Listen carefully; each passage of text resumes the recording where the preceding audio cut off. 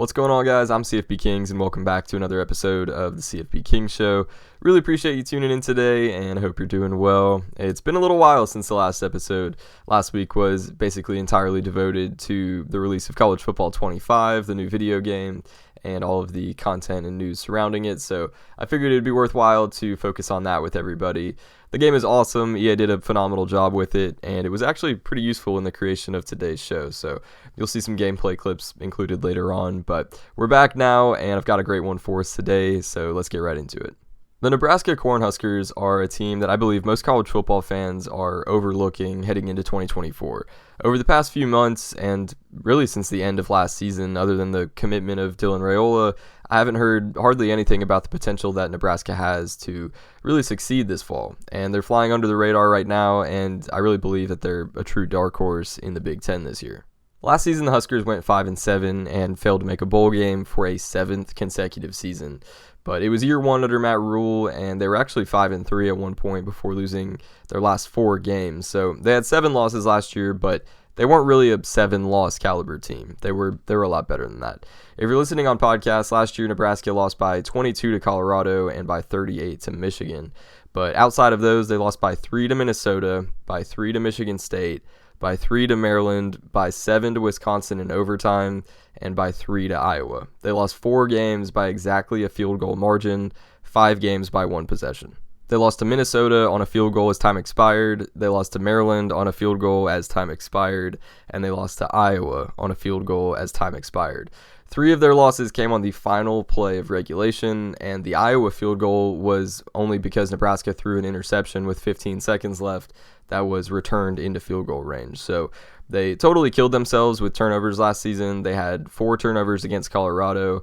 They had 4 turnovers against Minnesota and lost by 3 points. They had 5 turnovers against Maryland, lost by 3 points. And they had 3 turnovers against Iowa and lost by 3 points. So this team was not only right on the edge of making a bowl game for the first time since 2016 in Matt Rhule's first season as head coach, but had the ball bounce their way a couple times. They were very close to having 7 or 8 wins and then potentially another with a bowl game. And that was really with one of the worst offenses in the country, which I'll touch on in a minute. In their wins last season, Nebraska beat Northern Illinois by 24, Louisiana Tech by 14, Illinois by 13, Northwestern by 8, and Purdue by 17. And much like some of the other teams that I've previewed so far, like Notre Dame and Syracuse, but even Clemson to some extent, one major thing that gives me some confidence in Nebraska for this fall is their schedule, and at least the front half of it. In 2024, Nebraska will play UTEP, Colorado, Northern Iowa, Illinois, Purdue on the road, Rutgers, Indiana on the road, Ohio State on the road, UCLA, USC on the road, Wisconsin, and we'll wrap up on the road at Iowa. So those first 7 games are where things get pretty intriguing. First, they start with 4 consecutive home games with UTEP, Colorado, Northern Iowa, and Illinois all at home. That non-conference schedule is very manageable. They do play Colorado, who beat them last year, but the Huskers get them in Lincoln, and I think that is a game that they can definitely win this season. So UTEP, Colorado, Northern Iowa, Illinois, and then Purdue, Rutgers, Indiana. It might sound like a stretch just given their recent history and seasons like last year and 2021, but this is a lineup of games that I legitimately think could have Nebraska at 7-0 before heading to Ohio State. They should be able to take care of business against UTEP and Northern Iowa. Then the Colorado and Illinois games are both at night, both at home, primetime on NBC and Fox respectively, so Memorial Stadium will be rocking for those games. Then when they travel to Purdue, that game's already scheduled for noon Eastern, so it won't be as hostile of an environment at Ross 8 as it could have been. Then, not to jinx it, but Nebraska has never lost to Rutgers. They're 6-0 all time against the Scarlet Knights, and that game is in Lincoln as well. Then on the road at Indiana, the Huskers haven't lost in Bloomington since 1945. They've only played a handful of times there since World War II, but still a game that they can and probably should win. Nebraska has won 6 of the last 7 overall against the Hoosiers, and their schedule is pretty backloaded as they finish with Ohio State, UCLA, USC, Wisconsin, and Iowa. But as far as the Big Ten goes, that's not a bad draw, to be honest. They don't play Michigan, they don't play Oregon, they don't play Penn State, they don't play Minnesota, who they've lost 5 straight to. They don't play Michigan State, who they haven't beaten since 2018 and who will be significantly improved from where they were last year. And other than going on the road to Columbus to face a stacked Buckeyes team, there's not really a game on this schedule where I look and go, yeah, that's probably a loss for the Huskers. The biggest challenges after Ohio State, in my opinion, would be going on the road to Iowa and on the road to USC. They really could have beaten the Hawkeyes last year and at least taken that game into overtime if they hadn't had that interception late in the game that led to the walk-off field goal for Iowa, but they really had them on the ropes, and that was a game in which they turned the ball over 3 or 4 times. I think I can't remember what the exact number was, but it was several, and I mean they were right in that game even despite those. Then USC, they lost the Heisman winner and number 1 overall pick at quarterback in Caleb Williams, so there's a lot of unknown there. UCLA as well, they won 8 games last year, but they've had a lot of major departures from that team, including their leading passer and Dante Moore, who transferred to Oregon, and their leading rusher and Carson Steele, who went to the NFL, so there's some unknown with that Bruins team as well. They get Wisconsin at home. The Huskers have struggled greatly against the Badgers over the past decade, but took them to overtime last year on the road, so who knows what they could accomplish at home this year, especially with Wisconsin losing star running back Braylon Allen. Who knows how that could play out in Lincoln this fall. Last season, Nebraska used 3 quarterbacks throughout the year. They used Jeff Sims, Heinrich Haarberg, and Chubba Purdy. And with those 3, the Huskers did not have a quarterback pass for over 200 yards in a single game last season. To reiterate, their season high for passing yards was 199 yards by Haarberg, and shockingly, that was against number 2 Michigan, but they did not break 200 yards passing by one quarterback a single time throughout the entire year. And in 6 games for over half of their season, they threw for less than 150 yards each game. They also only had a player with over 100 rushing yards in a game just twice all year. And both of those times, it was a quarterback who hit the mark. Haarberg rushed for 157 against Louisiana Tech, and Purdy rushed for 105 against Wisconsin. So 0 games with a quarterback passing for 200 yards or more, and just 2 games with a player over 100 rushing yards. Their offense was ranked 123rd out of 133 FBS teams, averaging just 18 points per game. So everybody makes fun of Iowa's offense all the time, and they're frequently the punchline of jokes on social media throughout the season, but Nebraska's offense was right there with them last year. And despite being as bad as they were, they still won 5 games and had another 5 games that they lost by 1 possession, 3 of which on plays as time expired, like I mentioned before. To respond and adjust to those offensive struggles, Nebraska went out and landed one of the best players in the class of 2024. They flipped 5-star quarterback Dylan Raiola away from Georgia. Raiola was the number 1 player in Georgia, the number 2 quarterback, and number 7 overall recruit in the class of 2024, according to 24/7 Sports. In the Husker spring game, Raiola went 16 of 22 passing for 239 yards and 2 touchdowns, including a 64-yard dime to Jalen Lloyd. And Raiola hasn't been named the starter just yet. He very likely will be, but the Huskers also returned their leading passer from last season in Heinrich Haarberg, who was also their leading rusher. Haarberg had 477 rushing yards and led the team. And their other QBs from last season, Chubba Purdy transferred to Nevada, and Jeff Sims transferred to Arizona State. Now, running back is where things get pretty interesting for Nebraska this fall. If you zoned out for a second, check back in. This part's pretty crazy. At running back, they returned Emmett Johnson, who was their leader in yards from scrimmage of any running back last year with 457 total yards. Heading into last season, Emmett Johnson was their 4th string running back. He was 4th on the depth chart at running back going into week 3. In the 3rd week of the season last year against Northern Illinois, Nebraska lost starting running back Gabe Ervin Jr. after he suffered a season-ending shoulder injury. They then brought in running back Ramir Johnson, who was the backup, who also suffered a season-ending injury in the same game when he dislocated his hip. So in just the 3rd week of the season last year, Nebraska lost their top 2 running backs, both to season-ending injuries. And when they were able to play before those injuries, Ervin Jr. Rushed for 196 yards on 36 carries, averaging 5.2 yards per rush, and Ramir Johnson rushed for 65 yards on 12 carries, averaging 5.4 yards per rush. So they get back Ervin Jr. and Ramir Johnson, and then they also landed Oregon transfer Dante Dowdle, who is a 4-star recruit in the class of 2023. He was the number 6 running back, the number 3 player in Mississippi, and the number 135 overall recruit in that 2023 class.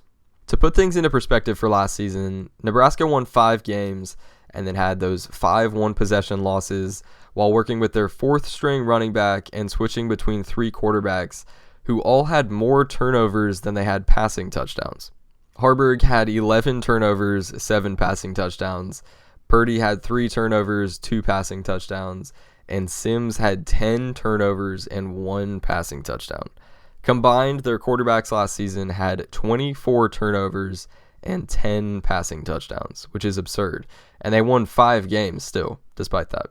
So to help out Rhule and Haarberg this season, Nebraska returns wide receivers 2, 3, 4, and 6 in terms of receiving yards from last season, including starting tight end Thomas Fidone, Jalen Lloyd, Alex Bullock, and Malachi Coleman. With their quarterback struggles from last season, like I said a second ago, Nebraska only had 10 passing touchdowns, or 10 receiving touchdowns in the wide receiver room's case. And Fidone had 4 of them, Lloyd had 3 of them, Coleman had 1, Bullock had 1, and then Billy Kemp had 1 as well. Kemp has since graduated, so of those 10 receiving touchdowns last season, they returned the players responsible for 9 of them. To that receiver room, they're adding Jamal Banks, a very talented transfer from Wake Forest, who will be a 5th-year senior this fall. Banks accounted for 1,289 receiving yards and 13 touchdowns, averaging 13.1 yards per catch over the past 2 seasons for the Demon Deacons. They also added Texas transfer wide receiver Isaiah Nair, who started his career at Wyoming. He tore his ACL before the season and never really played much at Texas, but in 2021 at Wyoming, he accounted for 44 receptions for 878 yards and 13 total touchdowns, averaging 20 yards per catch. Additionally, they're bringing in 4-star tight end recruit Carter Nelson. He was the number 1 player in the state of Nebraska, the number 3 tight end, and a top 50 overall recruit in the class of 2024. On the offensive line, they return Bryce Benhart, Turner Corcoran, Gunnar Gatula, Teddy Prohaska, Sam Sledge, Ben Scott, Henry Lutovsky, Tyler Kanak, and Justin Evans, among others. So they return a lot of experience up front, and to that they added senior Florida transfer guard Micah Mazkua, as well as a highly coveted 4-star offensive tackle recruit in Grant Bricks, who is the number 1 player in Iowa, the number 5 offensive tackle, and number 83 overall recruit in the class of 2024, according to 24/7 Sports. They landed him over Alabama, Oklahoma, and Kansas State. They also bring in 4-star guard Preston Taumua, who is the number 1 player in Hawaii, the number 16 inside offensive lineman, and number 273 overall recruit in the class of 2024, who they landed over Oregon, Alabama, Auburn, and Arizona. Nebraska's 2024 class had the number 1 player in 4 different states. Rhule was number 1 in Georgia, Bricks was number 1 in Iowa, Taumua was number 1 in Hawaii, and Nelson was number 1 in Nebraska. So a fairly underrated class that finished in the top 25. As bad as Nebraska was on offense last year, they were very solid on defense. Their defense was ranked 13th out of 133 teams in the FBS, allowing 18.2 points per game. From that defense, they returned 3 of their top 4 tacklers in Isaac Gifford, Javen Wright, and John Bullock. Gifford had 86 total tackles, 6.5 tackles for loss, 8 pass deflections, and an interception. Wright had 51 total tackles, 1.5 tackles for loss, 2 pass deflections, 2 interceptions, and a forced fumble. And Bullock had 50 total tackles, 2.5 tackles for loss, 1.5 sacks, 2 pass deflections, and a forced fumble. On the defensive line, they returned Nash Hutmaker, who had 7 sacks last year. Those 7 sacks are the most of any returning defensive tackle in the Big Ten. They also returned Ty Robinson, Jamari Butler, and Prince Will Umanmielen. In the secondary, they bring back Tommy Hill, who had 26 total tackles, 9 passes deflected, a fumble recovery, and 4 interceptions.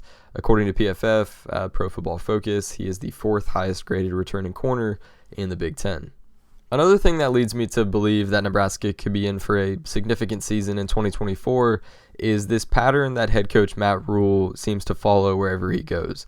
Rhule was previously the head coach at Temple and Baylor, and at both of those stops, things started pretty terribly, but very, very quickly got better. In his first year at Temple in 2013, the Owls went 2-10, but the next 2 seasons after that, they were 6-6 and then 10-4. They went from a 2-win team to a 10-win team in 2 seasons. In his first year at Baylor in 2017, the Bears went 1-11. But right after that, they went 7-6 and then 11-3. A 1-win team to an 11-win team in 2 seasons.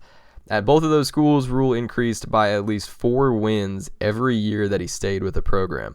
2 wins to 6 wins to 10 wins at Temple, 1 win to 7 wins to 11 wins at Baylor.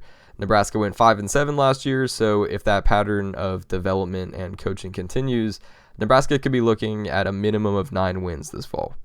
And with the schedule that they have and the talented roster that they've assembled, I could see that being a real possibility.